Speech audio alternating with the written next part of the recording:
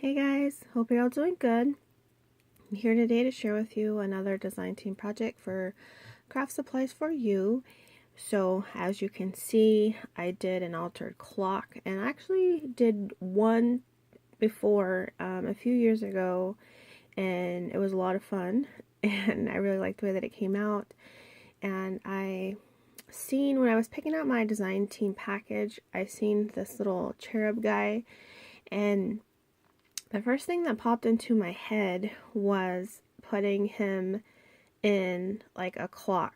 And so that had been my idea. And a lot of times I get these ideas, but when I'm actually doing the project, they don't really work out how I want them to. So I end up having to scratch ideas. But I had this idea, and it came out perfectly, like just what I had imagined.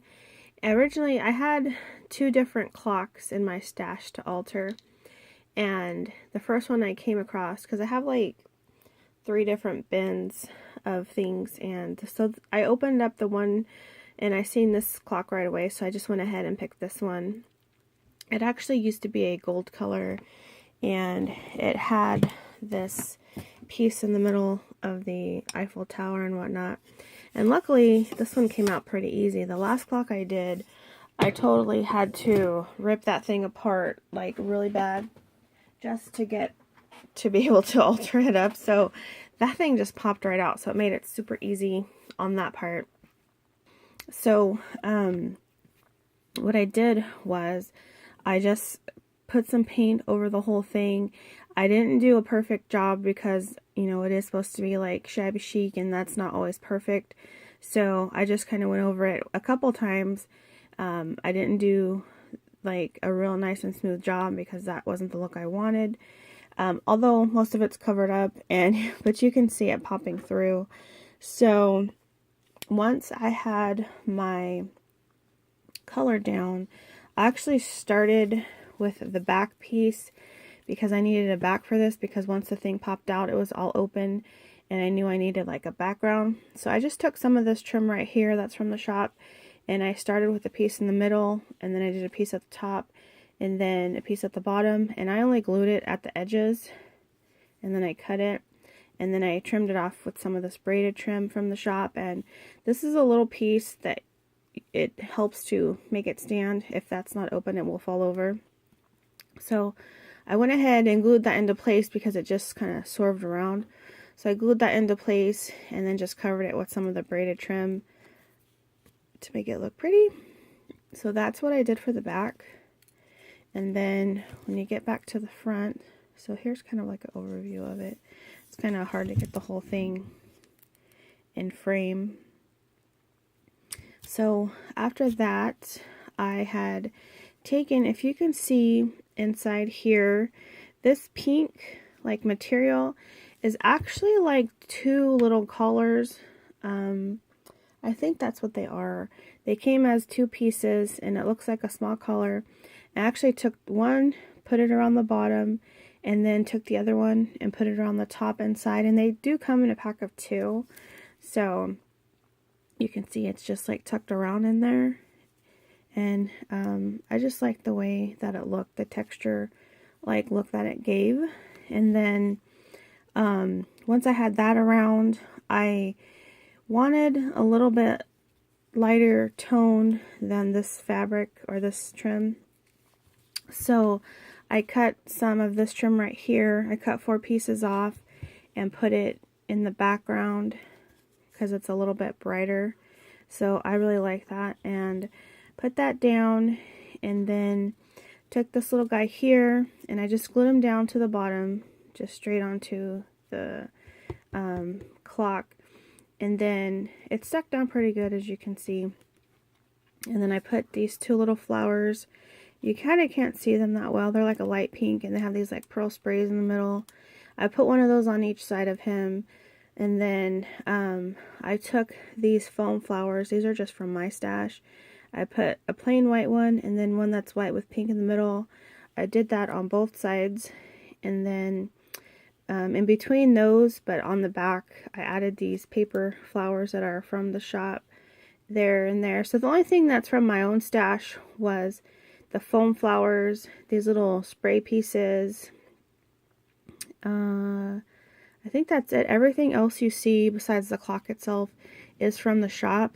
So I put those down, and then I added these little pieces here, one coming up this way, one coming up that way, behind this little guy. And then I was debating on adding a bunch more flowers like on the inside, but I opted not to because I wanted this pink piece to show because I really like it. And as you can see on the bottom, most of the bottom piece got covered up. So I still wanted the top one to show, so I just left it like that. And then I had this, and I only had one, well actually I had two that I cut up, but this is the last piece I have that I didn't use. This actually was like a big collar. This was like the middle piece, and then it had a piece that went up this way, and then a piece that went up that way. I cut those off, and then on the other one that I had, I cut the whole thing off, like apart, and all of those pieces I used on the side of the clock, like all the way around. I just glued it, and you can see it has like sequins and like these little bead pieces already attached to it. So all the way around, I just cut pieces and then glued it on. And since it's very sheer, I just added a little bit of glue to where the fabric was a little bit thicker. And then I just went all the way around. And the pieces that were too long, like for the width of the side, I just glued onto the front and then also onto the back. So, yeah, that just goes all the way around. I think it looks really pretty. So I put that down, and then there was a couple areas where too much of the pink showed through, and I didn't really want that. So I just took these little applique pieces that are from the shop. It's just like this big right here. And I just popped a little bit of glue on it, put two here, then there's one here, and then there's one there. And then the side on the outside I did glue down, but the inside part you can see I just left it open like that because I just liked the way that looked better. So I left it up here too.